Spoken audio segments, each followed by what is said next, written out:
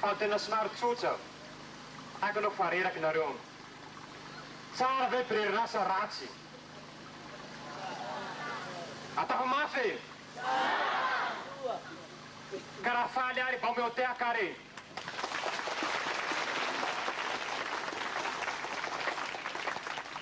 eny ary misaotra anareo fa faharoa koa dia fanontaniana tsy ina mazy zava-jay fa ity any nareo izaho vita batemy ka mahavita batemy atsika izay dia tokony fampizara ka isarako manokana be dioxy amby mahavelo naneo no hoe mahavita batemy azy zay ka nanentina ny dilamesa ty ka tsara hotizanareo koa zava-tsay rapitso zarao amin'olo ny finoana ary zarao amin'ny namana tsara satsy ratsy zavatsy zay ka raha tsara mao tiaka anjay ary faharoa ary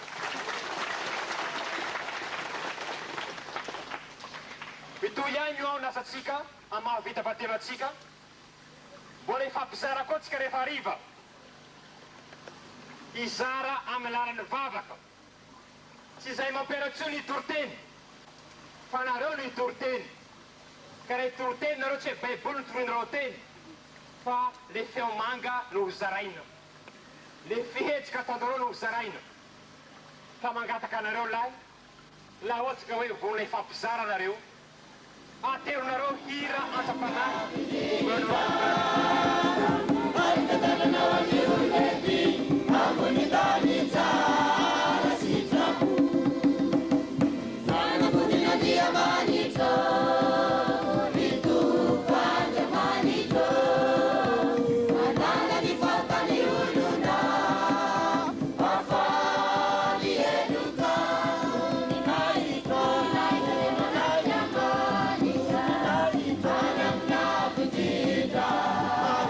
you.